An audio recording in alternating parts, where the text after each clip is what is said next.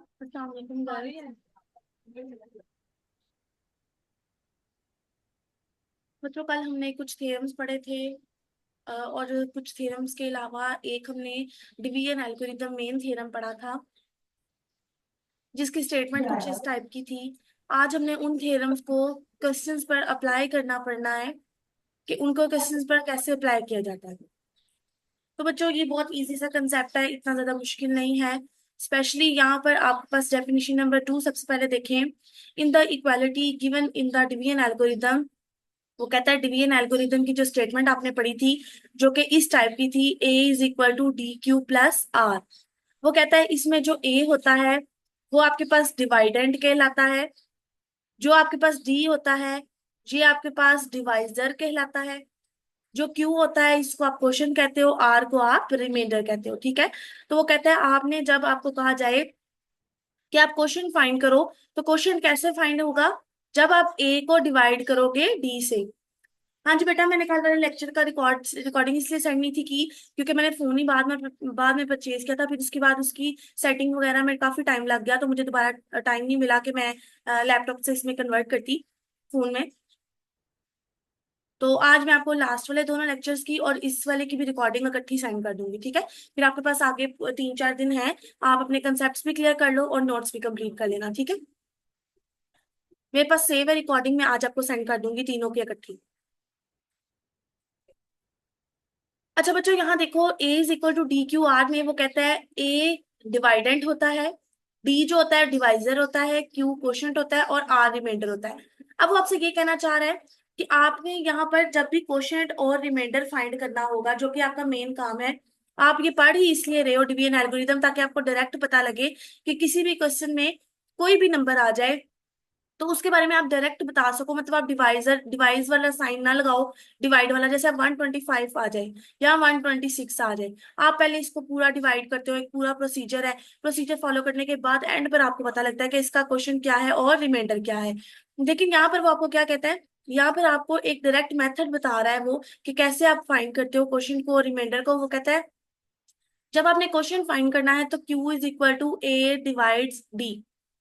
वो कहता है ये आपके पास डी है, ये आपके पास ए है। जब आपने क्वोशंट फाइंड करना है तो आपने ए को डी से डिवाइड कर देना है। ठीक है। जैसे आपके पास फर्ज करें ए कोई भी नंबर है 125। ठीक है। और अगर आप देखना चाहते हो इसका क्वोशंट क्या है, तो आप क्या करोगे, 125 को इस डिवाइजर से, जो भी हमें दो नंबर्स गिवन होंगे, फर्ज करें 5 गिवन है, तो हमने देखना है कि इसका क्वोशंट क्या है, तो आप 125 को 5 से डिवाइड कर दोगे। ठीक है। तो यहाँ पर जो भी आंसर आएगा वो आपका डिवाइडेंड होगा, सॉरी वो आपका क्वेश्चन होगा।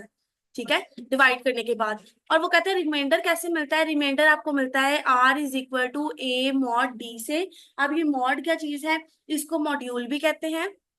ठीक है। और इसको फाइंड आउट करने का एक डायरेक्ट तरीका है जो कैलकुलेटर से निकाला जा सकता है किसी भी नंबर का। अगर आपने मॉड फाइंड करना है तो उसके लिए आपके पास नेट पर मतलब अवेलेबल है, आपको एक वीडियो सेंड करूंगी, आप उससे देखिएगा।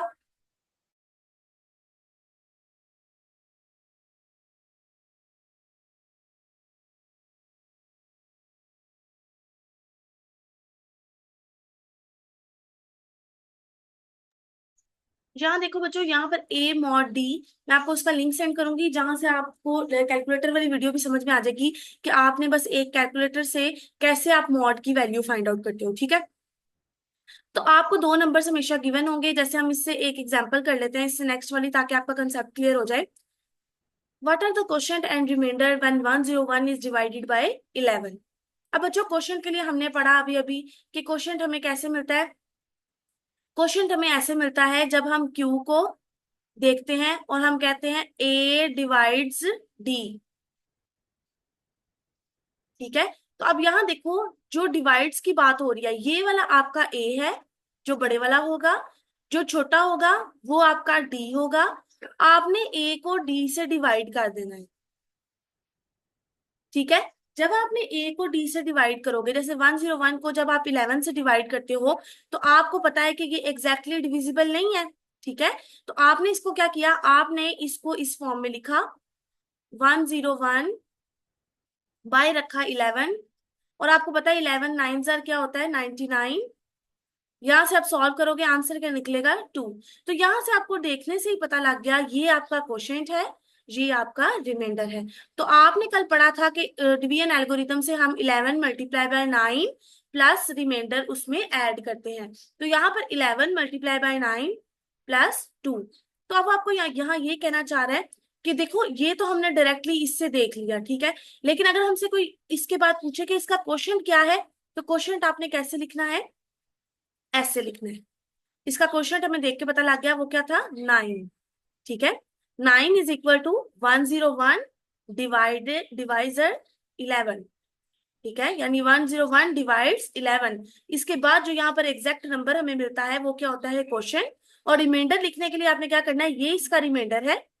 तो 2 इज इक्वल टू 101 मॉड 11। मैं दोबारा से रिपीट करती हूँ, सबसे पहले आपको जो भी दो नंबर्स गिवन है आपने उसको डिवाइड करके देखना है। ठीक है, जब आप उसको डिवाइड करोगे, आपको डिवाइड करना आता है, आपने जब इस तरह क्वेश्चन और रिमाइंडर वाली फॉर्म में डिवाइड किया, जो आपके पास ऊपर नंबर आया वो आपका क्वेश्चन, और जो आपका रिमेनिंग बचा आंसर वो आपका रिमाइंडर। यहाँ पे हमने सॉल्व करने के बाद देखा कि 11 और 101 ये तो आपका ए था, ये आपका डी था। तो आपको क्यू कैसे मिला, जो आपको डिवाइड करने के बाद ऊपर टर्म मिली थी वो आपका क्यू था, और जो रिमेनिंग नीचे बचा था वो रिमाइंडर था।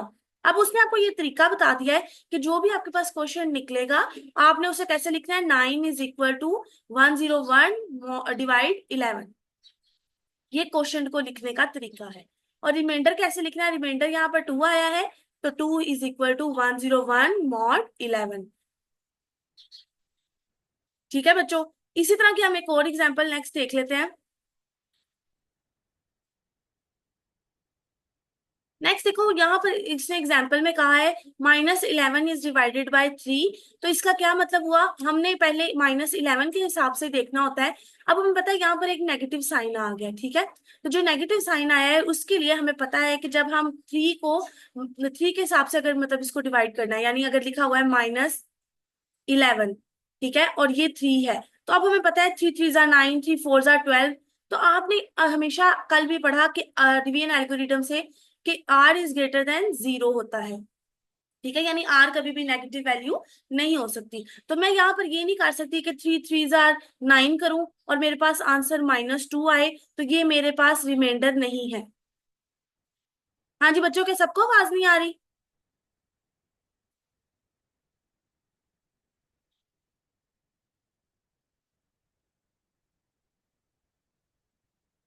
आ रही है, ठीक है बेटा, आप दोबारा से रीज्वाइन कर लो मीटिंग।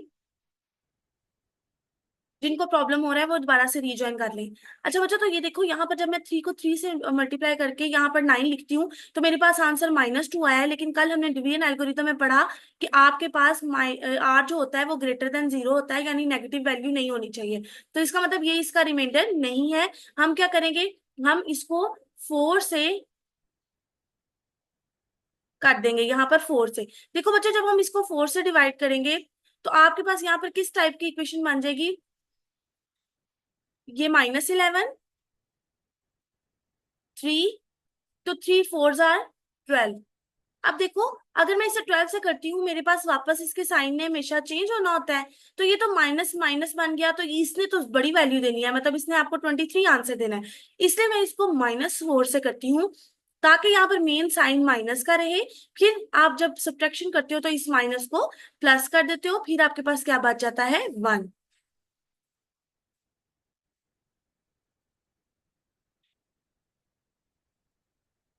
बेटा आपने क्या पूछा है, मैम, पर बड़ा होता है और छोटा डी, क्या मतलब बेटा, माइक ऑन करके पूछ लें जो पूछना चाह रहे हो।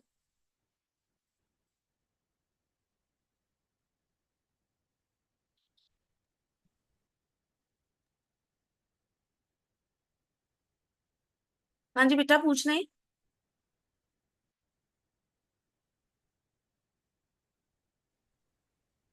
क्या आप ये कहना चाह रही हैं कि -11 यहाँ छोटा है और 3 बड़ा है, ये कहना चाह रहे हो।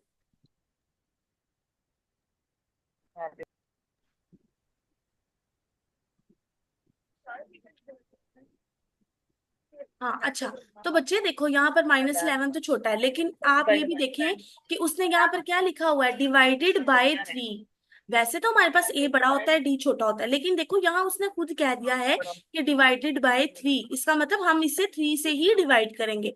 ऐसा नहीं हो सकता, जब उसने ये टर्म पूरी लिखी होगी ना, अगर तो उसने सिर्फ ऐसे दो नंबर दिए हो, -11 और 3, ठीक है, तो फिर हम मतलब हमें सोचना पड़ेगा कि कौन सी बड़ी वाली है, हम वो वाली कंसीडर करें। लेकिन अगर वो पूरी ये टर्म दे देता है, इसका मतलब है आपने -11 को डिवाइड करना है बाय 3।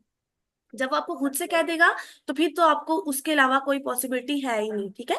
डिवाइडेड बाय, बाय के आगे वाला जो नंबर होगा वही आपका डी होगा, और जो उससे पहले वाला होगा वो आपका ए होगा, ठीक है। तो यहाँ पर आपने मल्टीप्लाई डिवाइड करने के बाद आपको पता लगा कि यहाँ पर आपके पास ये हमारे पास क्या है, ए, ये हमारे पास क्या है, डी, ये क्या है क्वोशिएंट, और ये क्या है रिमाइंडर। हमने पढ़ा क्वोशिएंट को लिखने का क्या तरीका है, ए डिवाइड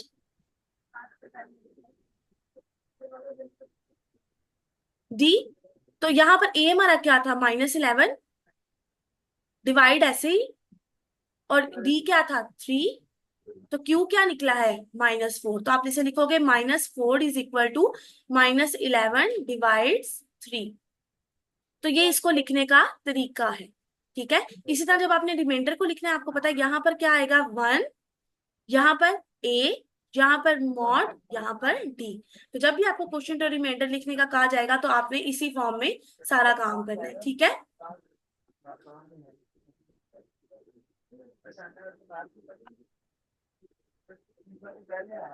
अच्छा बच्चों, अब इसके बाद अभी हमने एक मॉड की टर्म पढ़ी है, ठीक है। मॉड क्या होता है, मॉड्यूलर अरिथमेटिक क्या होता है, कॉन्ग्रुएंस क्या होता है, अब हम ये पढ़ने लगे हैं। हमने यहाँ पर देखा कि मॉड क्या होता है, मॉड के लिए हमने पढ़ा था कि वो रिमाइंडर में आता है।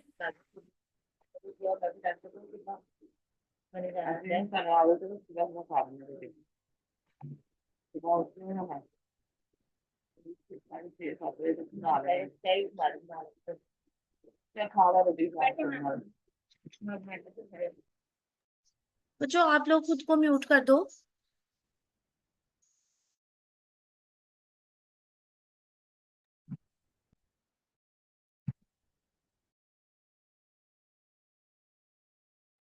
हाँ जी गर्ल्स, यहाँ देखें आपके पास है कॉन्ग्रुएंस, ठीक है। कॉन्ग्रुएंस क्या होती है, वो कहते हैं जब आपके पास ऐसा 3 साइन हो, ऐसे, ठीक है। इसको इक्विवेलेंस का साइन भी कहते हैं, लेकिन अगर इस साइन के साथ एक मॉड का लफ्ज आ जाए किसी भी एक्सप्रेशन में, तो हम कहते हैं जब ये और ये लफ्ज कंबाइन आता है, तो इसका मतलब है ये कॉन्ग्रुएंस है। कल हमने पढ़ा था कि हम कहते हैं ए और बी अगर एक दूसरे को डिवाइड कर रहे हैं, तो हम इनको लिख सकते हैं बी इज इक्वल टू ए सी की फॉर्म में। अब वो कहता है कि जब हमारे पास लिखा हुआ हो ए इज कॉन्ग्रुएंट टू बी, ठीक है, तो वो आप इसको कैसे लिख सकते हो, आप लिख सकते हो ए -बी डिवाइड एम, ठीक है। वो कहता है जब भी आपके पास ये वाली चीज लिखी होगी कि a is congruent to B mod m, ये इस एक्सप्रेशन को वो कह रहा है, a is congruent to B mod m, लिखने का तरीका ये है, ठीक है। तो कहते हैं जब इस तरह लिखा हुआ होगा, तो आपने क्या करना है, एम डिवाइड्स A-B, ठीक है, यानी आप इसको इस फॉर्म में लिखोगे। तो आपको वो कहता है कि अगर ये इस फॉर्म में कोई भी नंबर नहीं लिखा जा सकता, तो इसका मतलब ये होगा कि वो कॉन्ग्रुएंट नहीं है। अगर इस फॉर्म में कोई नंबर लिखा जाएगा, इसका मतलब है वो कॉन्ग्रुएंट है। हम इसकी एक एग्जांपल देख लेते हैं ताकि आपका कंसेप्ट क्लियर हो जाए। एग्जाम्पल से पहले एक थ्योरम है यहाँ पर, एग्जाम्पल से पहले यहाँ पर एक थ्योरम है, वो देखें। Let A and B be integers, let M be positive integer, then A is congruent to B mod M if and only if A mod M is equal to B mod M, ठीक है। आपके पास वो कहता है कि ए और B कब एक दूसरे के कॉन्ग्रुएंट होंगे, जब ए मॉड एम करे और बी मॉड एम करे, तो दोनों का आंसर इक्वल आए। अब ये मॉड एम और बी मॉड एम का क्या मतलब है बच्चों, यहाँ जो नंबर होता है बी या ए, वो इस एम से छोटा होना चाहिए, ठीक है। सबसे पहली बात तो ये है कि यहाँ पर बी और एम के दरमियान क्या रिलेशन हो, बी छोटा हो हमेशा एम से। इसी तरह यहाँ पर ए मॉड एम लिखा हुआ है, इसका मतलब है ए हमेशा छोटा हो एम से, यानी मॉड से पहले वाला नंबर छोटा होना चाहिए, मॉड के बाद वाला नंबर बड़ा होना चाहिए। और उसके बाद वो यहाँ पर कुछ एग्जाम्पल्स बता रहा है, हम उन एग्जाम्पल्स को देखते हैं। बच्चों यहाँ इसने लिखा हुआ है 17 इज कॉन्ग्रुएंट टू 5 mod 6। ठीक है, उसने कहा चेक करो ये है कि नहीं है। तो बच्चों हमने अभी भी पढ़ा कि हमने कहा कि अगर हम a माइनस बी करें, सॉरी बी माइनस ए करें, बी माइनस ए करें और उसको डिवाइड कर दें m से, तो हम कहते हैं कि वो कॉन्ग्रुएंट की फॉर्म में लिखा जा सकता है। अभी अभी हमने थ्योरम में यही किया है ना, कि जब आप b माइनस ए या a माइनस बी दोनों में एक ही बात है, तो वो कहता है जब ये मॉड m से डिवाइड हो सके तो हम कहेंगे ये कॉन्ग्रुएंस में लिखा जा सकता है, वरना नहीं लिखा जा सकता। अब 17 इज कॉन्ग्रुएंट टू 5 mod 6, इसका मतलब 17 हमारा a है, 5 हमारा b है और 6 हमारा m है। ठीक है, आपने क्या करना है, आपकी मर्जी है a माइनस बी करना है या b माइनस ए करना है। सिर्फ ये चीज आपने जेहन में रखनी है कि जब आप ये b माइनस ए या a माइनस बी करें तो आपके पास आंसर पॉजिटिव नंबर आना चाहिए, नेगेटिव नंबर नहीं आना चाहिए। ठीक है, जैसे फर्ज करो जहां पर मैं b माइनस ए करती हूँ तो मुझे पता है 5 छोटा है 17 बड़ा है, तो 5 माइनस 17 करोगे तो उसने -12 आना है, इसका मतलब नेगेटिव हमने कंसीडर नहीं करना। तो इसलिए यहाँ पर हम b माइनस ए की बजाय a माइनस बी करेंगे। हमने a में से b को माइनस किया, आंसर क्या आया 12। अब हमने देखना है कि जो मॉड के बाद वाला नंबर है और ये वाला जो नंबर है क्या ये एक दूसरे को डिवाइड करते हैं। हमें पता है 6 के टेबल में 6 के टेबल में 12 आता है। ठीक है, तो हमें यहाँ पता लग गया कि ये इसको डायरेक्टली डिवाइड करता है एक दूसरे को, तो हमने कह दिया इसका कॉन्ग्रुएंट एग्जिस्ट करता है। ठीक है, अब इससे नेक्स्ट वाले में देखो, एक है 24, एक है 14। हमने देखना ये है कि ये कॉन्ग्रुएंट है 6 के या नहीं है। अब हम क्या करेंगे, हमने ये हमारा ए, ये हमारा बी और ये हमारा एम। तो मैंने यहाँ पर क्या किया, ए माइनस बी। जब मैंने ए माइनस बी किया है तो क्या आएगा, 24 - 14 इज इक्वल टू 10। अब आपने देखना है कि जो आंसर आया है 10, क्या ये इस एम के एग्जैक्टली डिविजिबल है। हाँ जी बच्चों बताओ, 10 और 6 एक दूसरे के एग्जैक्टली डिविजिबल है।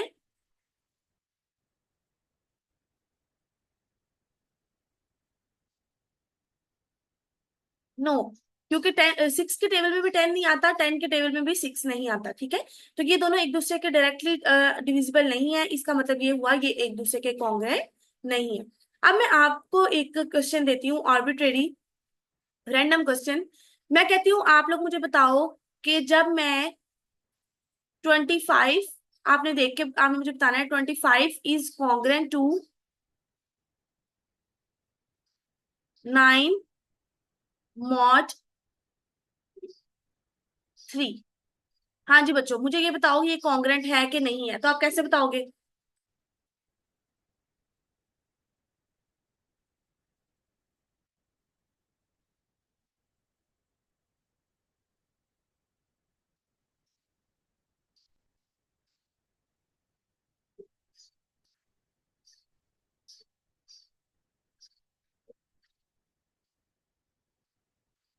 हाँ जी बच्चों, पहले तो जो आप ये क्वेश्चन पूछ रहे हो मैं उसका जवाब देती हूँ। आपने पूछा है कि मैम आपने कहा था a is less then M होना चाहिए, लेकिन यहाँ पर ग्रेटर देन एम है।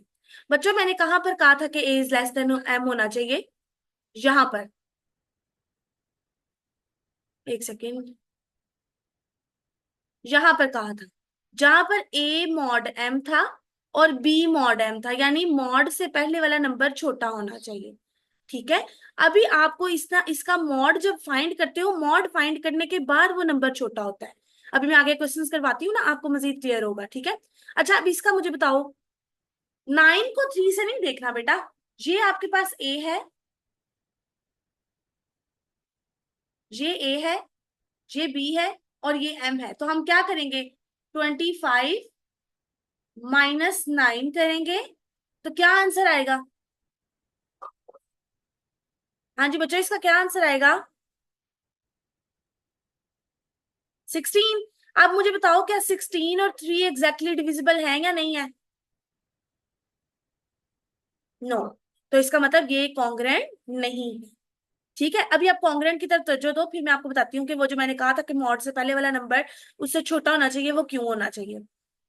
अभी यहाँ सिर्फ हम मॉड मॉड चेक नहीं कर रहे, हम यहाँ पर सिर्फ कॉन्ग्रेंस चेक कर रहे हैं, ठीक है। अभी मॉड आगे करेंगे। अच्छा बच्चों, इसके बाद ये एक छोटा सा थ्योरम है, इसकी स्टेटमेंट देख लें। The integers a and b are congruent modulo m if and only if there is an integer k such that a is equal to b plus k m. हाँ जी, वो कहता है दो नंबर्स जब इस फॉर्म में एग्जिस्ट करते हैं तो इसका मतलब ये होता है कि हमने कहा ना a is congruent to B mod m. तो वो कहता है एक मॉड एम, एम जो नंबर होता है उसके साथ एक और इंटीजर के हम खुद से लेट करते हैं, यानी जब भी हमने मॉड से कन्वर्ट करनी हो इस फॉर्म में, तो आपके पास लिखा हुआ है a is congruent to B mod m. तो वो कहता है जब आपने इसको हटाना होता है ना मॉड को, तो मॉड की जगह आप कोई इंटीजर के लेते हैं और देखते हैं कि किससे इक्वेशन सेटिस्फाई होती है और किससे इक्वेशन सेटिस्फाई नहीं होती। ये एक छोटा सा थ्योरम है, इसका प्रूफ करने की जरूरत नहीं है, इसकी बस आपने एज अ स्टेटमेंट इसको याद रखना है।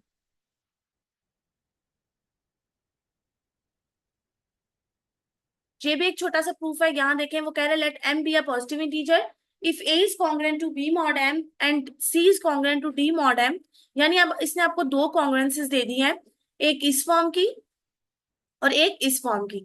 तो वो कहते हैं जब भी आपके पास इस तरह की दो चीजें एग्जिस्ट करें जिनके अंदर एम सेम हो, ठीक है, मॉड सेम है, बाकी ए बी सी डी यहाँ सारे नंबर्स डिफरेंट है, सिर्फ एम सेम है, तो वो कहता है आप ए प्लस सी करो, मतलब लेफ्ट हैंड साइड को लेफ्ट हैंड साइड से ऐड कर दो और राइट हैंड साइड को राइट हैंड साइड से ऐड कर दो। लेकिन आप मॉड एम एक दफा ही लिखोगे क्योंकि ये कॉमन चीज है, जिस तरह आप इंटरसेक्शन की बात करते हो ना, तो वो इसी तरह यहाँ पर वो कहते हैं दोनों में कॉमन चीज क्या है, मॉड एम। तो इसलिए उसने एक दफा इसको लिखा और उसने कहा कि अगर आप लेफ्ट हैंड साइड वालों को ऐड करो राइट हैंड साइड वालों को ऐड करो तो आपके पास आंसर फिर भी कॉन्ग्रेंट ही आता है।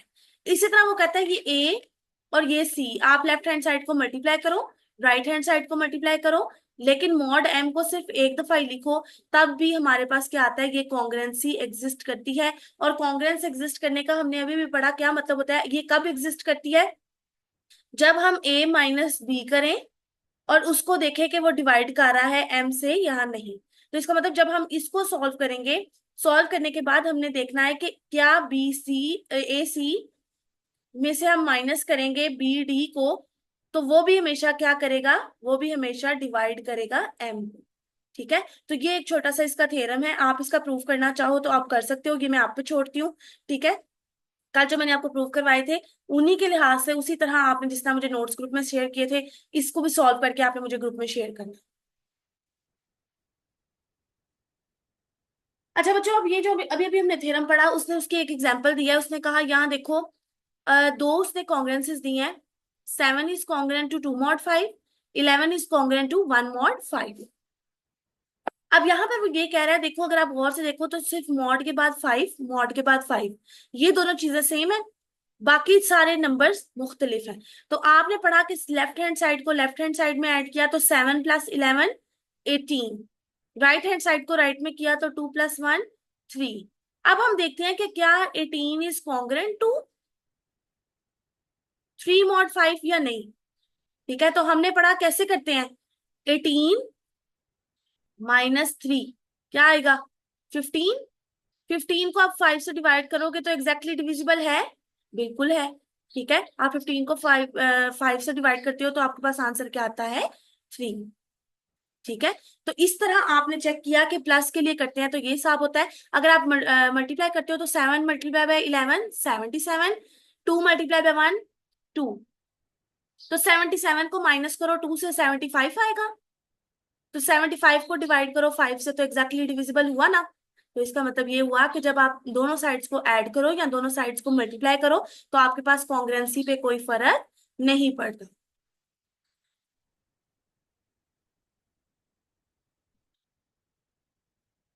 ठीक है बच्चों, ये आगे ये वाला थ्योरम का इतना इंपॉर्टेंट नहीं है, ये करने की जरूरत नहीं है।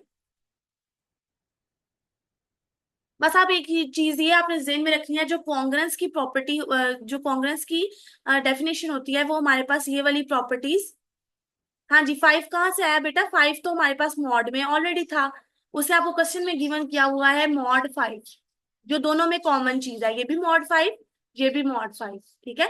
तो दोनों में कॉमन चीज क्या थी? 5। तो जो भी मॉड के अंदर वाला वैल्यू, अंदर वाली वैल्यू होती है 5 वाली, हम उससे दोनों को डिवाइड करते हैं, मतलब दोनों को माइनस किया और 5 से डिवाइड कर दिया, ठीक है।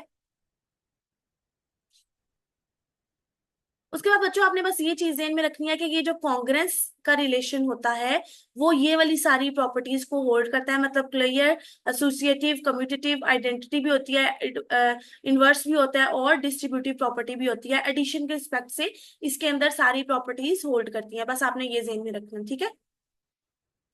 अच्छा बच्चों, आप फाइनली हम आ गए हैं अपनी एक्सरसाइज पर। क्वेश्चन नंबर 1 वो कहता है, does 17 divides each of these numbers? हाँ जी, वो कहता है बताओ क्या 17 हर नंबर को डिवाइड करता है या नहीं करता। तो बच्चों डिवाइड करने के लिए आपने क्या देखना होता है? आपने देखना होता है कि क्या कोई ऐसा नंबर है जो इसका मल्टीपल है, ठीक है। आपने यानी क्या करना है, 68 को ऊपर रखना है, 17 से इसको डिवाइड कर देना। जब 16 को 68 को 17 से आप डिवाइड करते हो, तो अगर तो आपके पास एग्जैक्ट नंबर आता है कोई, तो ये डिवाइड करेगा। अगर एग्जैक्ट नंबर नहीं आता तो ये डिवाइड नहीं करेगा। बात समझ में आई बच्चों? जैसे 357 है, आपने उसको डायरेक्ट डिवाइड कर देना है 17 से। अगर एक इंटीजर आंसर आएगा तो आप कहोगे ये डिविजिबल है। अगर इंटीजर आंसर नहीं आएगा तो आप कहोगे, पॉइंट्स में आंसर आएगा तो आप कहोगे ये एक दूसरे को डिवाइड नहीं करते। ओके। सेकेंड वाला देखो, लिखा हुआ है prove that if A is an integer other than 0 then 1 divides a. कल हमने पढ़ा 1 डिवाइड्स ए का क्या मतलब है, 1 डिवाइड्स ए, ठीक है। और इसके अलावा हमने कल ये भी पढ़ा था कि अगर हम इसको इस फॉर्म में लिख सकें, a is equal to 1 multiply by c, c means any constant, तो क्या यहाँ पे मैं कांस्टेंट ए ले सकती हूँ? ठीक है ना। सी कल हमने पढ़ा कि जब हम इसको डिवाइड की फॉर्म में लिखते हैं तो इसका मतलब है हम ए को लिख सकते हैं ए डिवाइड्स 1, ठीक है। मतलब a is equal to 1 multiply by कोई भी एक इंटीजर लिखना है हमने, तो हमने सपोज कर लिया कि वो जो इंटीजर है वो हमारे पास क्या है, सी। और सी क्या है, एक्चुअली सी की जगह हमने लेट कर लिया सी इज इक्वल टू ए, ठीक है। तो यहाँ पर जब हम इसके साथ ए को मल्टीप्लाई करते हैं, अब हमें पता है दोनों साइड्स इक्वल है, ए इज इक्वल टू ए। तो क्योंकि दोनों साइड्स इक्वल हो गई हैं, इसका क्या मतलब हुआ कि ये इसको एग्जैक्टली डिवाइड करता है। इसी तरह सेकंड वाला देखो, ए डिवाइड 0, इसका क्या मतलब हुआ, हमने एक साइड पर 0 रखना है, जो डिवाइड के बाद वाला होता है हम उसको पहले लिखते हैं, मतलब इस तरह लिखते हैं ए डिवाइड्स 0। तो जो डिवाइड के बाद वाला है उसको इस तरफ 0 is equal to a multiply by c. अब सी हमें कौन सा मिलेगा, सी अगर हमें मिल जाता है कोई ऐसा नंबर जिसको मैं इसके साथ मल्टीप्लाई करूं तो 0 आए। अब ऐसा कौन सा नंबर है जिसको मैं एक के साथ मल्टीप्लाई करूं तो 0 आएगा, 0। तो मैंने सी की जगह क्या पुट कर दिया, 0। तो क्योंकि A cross 0 is equal to 0, तो इसका मतलब है 0 is equal to 0, equality satisfied हो गई है। इसका मतलब ए डिवाइड करता है 0 को। उसके बाद बच्चों थर्ड और फोर्थ पार्ट में वो आपसे पार्ट सेकंड ऑफ थ्योरम कह रहा है, पार्ट थर्ड ऑफ थ्योरम कह रहा है। जो कल मैंने आपको थ्योरम्स करवाए थे वो यही वाले थे, ठीक है। थ्योरम नंबर 1 के 3 पार्ट्स थे, मैंने आपको वो सॉल्व करके कल जो सेंड किए थे, और कल हमने जो उसका लेक्चर भी लिया था, ठीक है। ये वही वाले थ्योरम है, आप चेक भी कर सकते हो, पीछे जाकर आप देख लेना थ्योरम नंबर 1 की स्टेटमेंट नंबर 2 और 3। फिर उसके बाद 5 वाला है, if a divides b and b divides a then prove that a is equal to b और a is equal to minus b. कल हमने ये वाला थ्योरम भी किया था, जिसके अंदर हमने कहा था a is equal to plus minus b, तो वो एक्चुअली यही वाला थ्योरम था, ठीक है। तो ये स्टेटमेंट थी उसकी, ओके। इसी तरह 6 वाला theorem, A divide C B divide C, तो A B divide C D, ये भी आपने किया है। और अगर नहीं भी इनमें से कुछ किए तो बिल्कुल इसी तरह एग्जैक्ट जो कल मैंने आपको थ्योरम्स करवाए थे उन्हीं लाइंस पर, सेम उन्हीं लाइंस पर ये थ्योरम्स होने हैं, ठीक है। फिर इसके बाद वो कहता है A B C divides are integers, ठीक है। तो वो कहता है अगर ए सी डिवाइड करता है बी सी से, देन ए डिवाइड्स बी, ठीक है। तो आपने यहाँ पर ये वही वाले थ्योरम्स हैं 8 तक, ये आपने उसी उसी तरह जिस तरह मैंने आपको वो वाले करवाए हैं सेम उसी तरह बाय डेफिनेशन करना है। 9 वाला देखें, what are the quotient and remainder when 19 is divided by 7। हाँ जी, अब आपको यहाँ पर वो क्वोशंट और रिमाइंडर पूछ रहा है, तो आपने कैसे करना होता है क्वोशंट और रिमाइंडर। जो आपके पास डिवाइड से पहले वाला नंबर है 19, उसको अंदर रखा, जहां पर बाय के बाद वाला नंबर है वो क्या है 7, और आपने इसको डिवाइड कर देना है। अब आपको पता है 7 के टेबल में 19 नहीं आता डायरेक्ट, ठीक है, लेकिन हमें ये भी पता है कि 7 के टेबल में क्या आता है, 7 2 जार 14। ओके, तो बाकी क्या बचेगा 5। तो ये जो ऊपर आया है ये इसका क्वोशंट है, जो ये नीचे आया है ये इसका रिमाइंडर है। हमने पढ़ा हम क्वोशंट को लिखते हैं 2 is equal to 19 divide 7, quotient को लिखने का तरीका। और रिमाइंडर को कैसे लिखते हैं, 5 इज इक्वल टू 19 मॉड 7। ठीक है बच्चों, तो ये इसका रिमाइंडर, ये इसका क्वोशंट। आपने ये सारे क्वेश्चंस इसी तरह करने हैं, जैसे कि यहाँ पर लिखा हुआ है 0 इज डिवाइडेड बाय 19, आपको ये 19 लिखा नजर आया, ये 0 लिखा नजर आया। अब 0 को आप जिस मर्जी नंबर से मल्टीप्लाई कर दो, ठीक है, आपके पास 0 ही हमेशा आंसर आता है। ठीक है, तो जब आप इसको मल्टीप्लाई या डिवाइड करोगे तो आप जैसे जैसे इसको डिवाइड करते जाओगे आपको कोई नंबर नहीं मिलेगा। आप लिखोगे 19, हाँ जी, आप लिखोगे 19 से डिवाइड करना था, ठीक है। तो जब आप इसको उस फॉर्म में लिखोगे जैसे हम मल्टीपल की फॉर्म में लिखते हैं, तो हमें पता है हमने इसे कैसे लिखना है, हमने इसे इस तरह लिखना है 0 इज इक्वल टू 19, और वो जो नया कांस्टेंट होता है वो कौन सा होता है C1। तो यहाँ पर क्योंकि 0 है और हमें पता है 0 किसी भी सूरत नहीं आ सकता तब तक जब तक यहाँ पर 0 ना हो, तो वो हमने नया जो C1 लिया है वो 0 लिया, और रिमाइंडर भी क्या है यहाँ पर 0।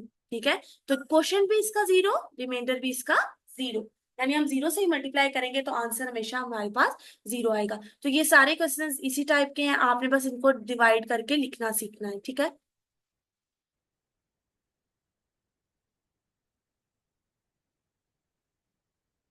इसी तरह बेटा 10 वाला क्वेश्चन है, what are the question and remainder. हाँ जी, ये भी सेम इसी तरह, ठीक है, कोई डिफरेंस इसमें भी नहीं है। तो आपने यहाँ पर भी सबको डायरेक्टली डिवाइड करना है और इसका आंसर लेके आना है।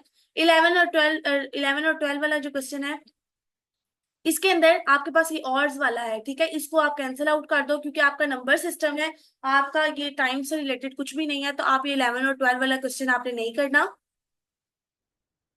नेक्स्ट आप आ जाओ 13 वाले क्वेश्चन पर।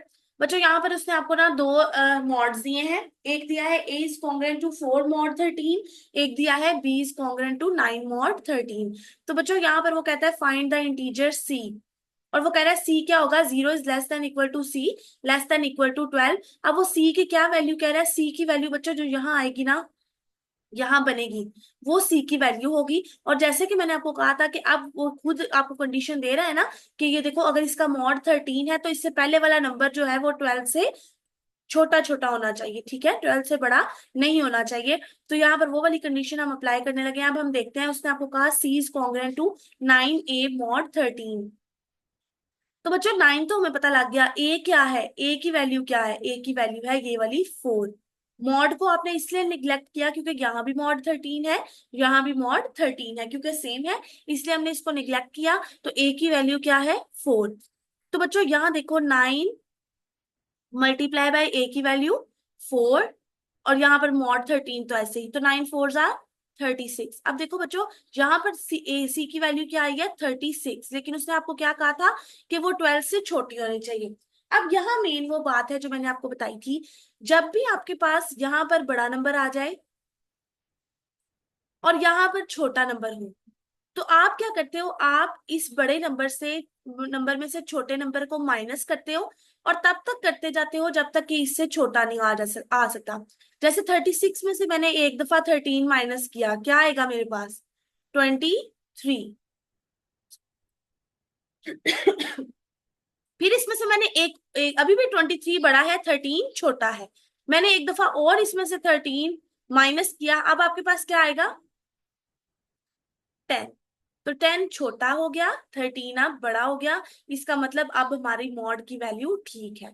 यानी आपने क्या करना है, आपने तब तक अगर बड़ी वैल्यू आती जाए आपने तब तक उसको माइनस करते रहना है मॉड में से, जब तक आपके पास ऐसी वैल्यू नहीं आती जो मॉड से छोटी हो। ठीक है, तो अब ये c इज इक्वल टू 10, 13 से छोटा है। इसका मतलब यही हमारा क्या है, इंटीजर c। ठीक है बच्चों, हम इसी तरह एक और क्वेश्चन करते हैं। अब थोड़ा टफ वाला करते हैं, जैसे ये ए स्क्र बी स्क्र वाला है, इस तरह का करते हैं। तो आपके पास मुझे बताएं, जो डी वाला पार्ट नहीं ई वाला जो पार्ट है इसका, उसमें मुझे बताएं, लिखा हुआ है ए स्क्र प्लस बी स्क्र, तो ए की क्या वैल्यू होगी? इस वाले का पूछ रही हूँ, ए की क्या वैल्यू होगी?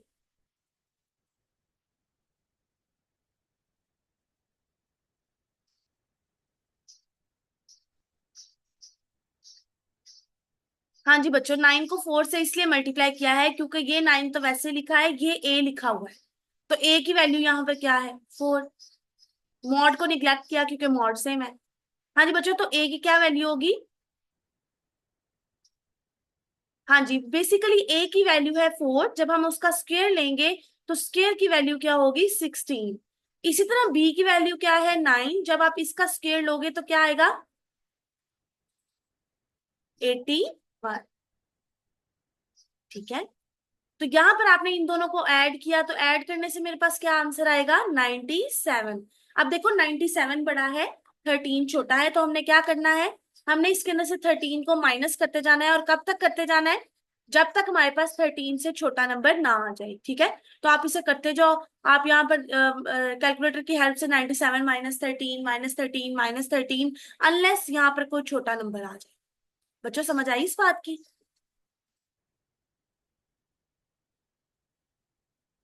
ठीक हो गया बच्चों। अच्छा, अब मीटिंग एंड हो जाएगी तो आप लोगों ने फौरन से रीज्वाइन करना है, ठीक है?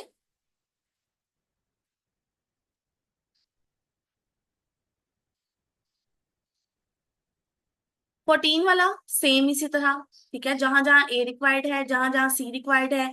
अब 19 है, तो वो कहता है 19 से छोटा छोटा होना चाहिए सी को, 19 से बड़ा नहीं होना चाहिए। ठीक है, तो आपने इसके अंदर भी सेम वही काम करना है, जो भी आंसर आएगा उसको माइनस करते जाना है 19 से, अनलेस वो 19 से कोई छोटा नंबर बन जाए। ठीक है गर्ल्स? तो यहाँ पर आपने 14 तक किसके क्वेश्चंस करने हैं, उसके बाद नेक्स्ट आपने 20 से स्टार्ट करना है।